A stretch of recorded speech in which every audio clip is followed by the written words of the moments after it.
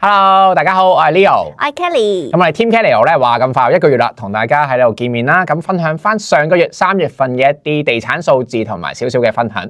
咁事不宜遲啦，講下新鮮出爐嘅3月份數字先啦。好啊，其實3月份同2月都係差唔多，數據麻麻啦。3月有6455間嘅新上盤啦。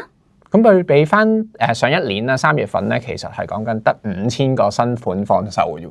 係啊，比起上年都多咗成29%㗎。但係相反地咧，個成交量反而跌咗喎。跌咗幾多？跌咗上個月咧，其實係有2091間成交嘅。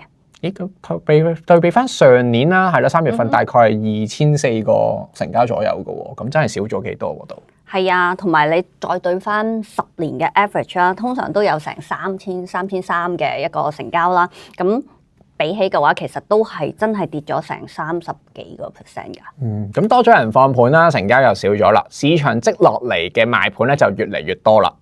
係啊，而家 MLS 嘅新盤咧，其實已經去到14500間㗎。咁比起10年嘅平均數咧，通常都係1萬間左右，咁都多咗成40幾個%㗎。哇！咁如果你係一個買家嘅話咧，喺市場上面咧係多咗40幾個%嘅選擇俾你嘅。係啊，好明顯咁，你新盤越嚟越多，跟住成交量又減少咗，咁其實呢個價格方面咧都會有一個下調嘅壓力嘅，我覺得喺短期內。咁啊，我哋喺度咧同大家分享下啦。上個月我哋有一個 listing 啦，係啦，咁係一個單間嘅 condo 嚟嘅，40零萬左右，咁有超過30 group 嘅買家嚟睇，咁最後咧有5個 offer。5個咁多？5個都多啊？都算多㗎啦，而家個 market。咁有5個 offer 啦，咁我哋當然要做 second round 嘅 offer 啦。咁喺second round 嘅 offer 入邊咧，你又估下有幾多個買家願意去加注去 improve 佢哋嘅 offer？咁啊，起碼4個啦。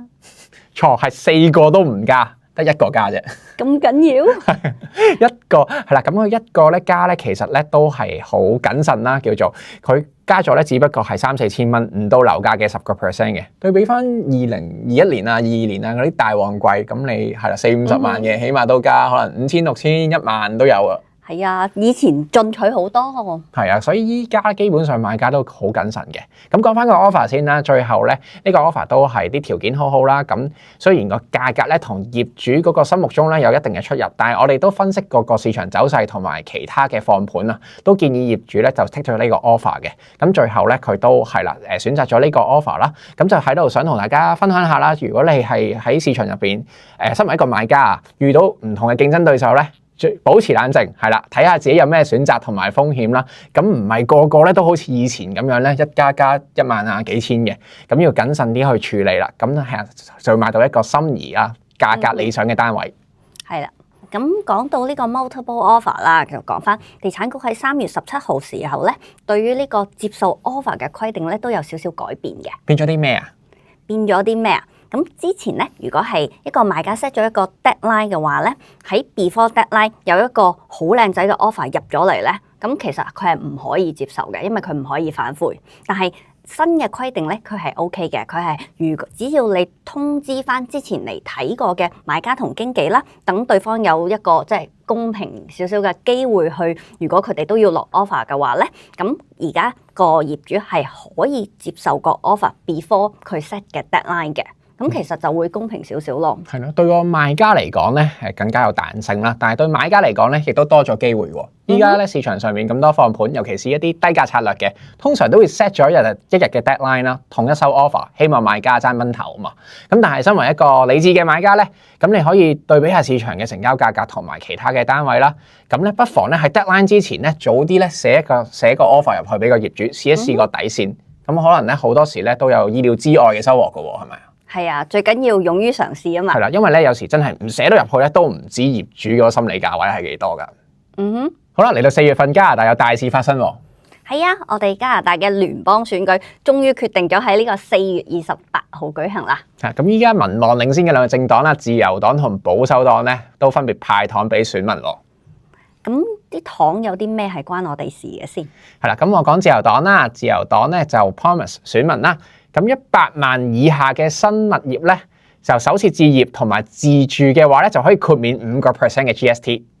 係啦，咁保守黨嚟講咧，佢都有一個差唔多嘅政策，但係好似仲甜啲啊。係啊，130萬。係啦，咁佢嘅門檻咧就去到130萬啦，同埋係唔需要係首次置業嘅人士，所以受用嘅朋友會更加廣啦。Townhouse 都可以買到啊，呢啲價位慳成6萬蚊添喎。哇，係。咁除此之外，佢哋仲有一個 capital gain tax break 啦。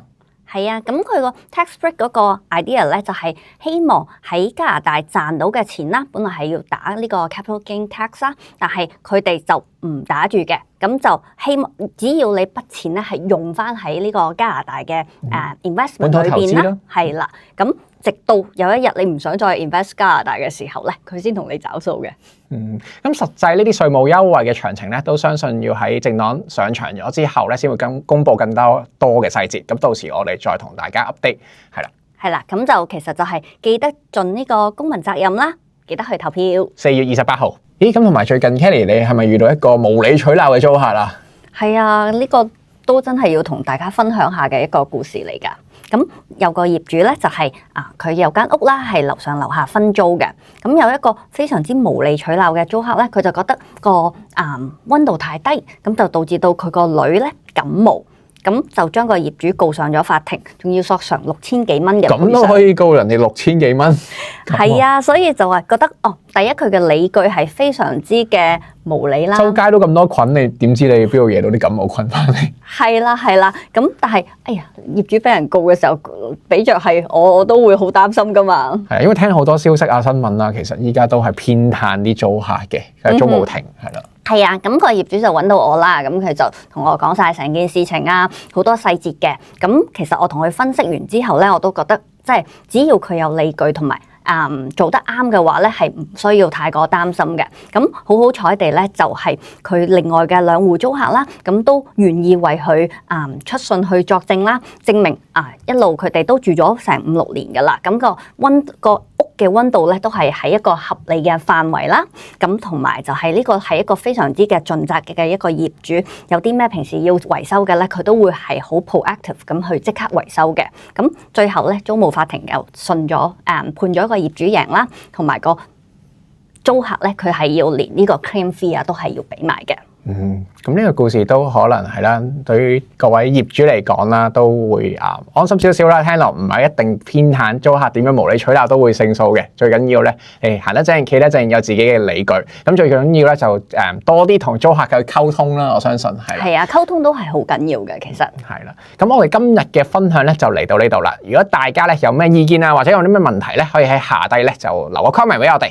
咁我哋今集時間係咁多啦，我哋下一集再見。拜拜。拜拜。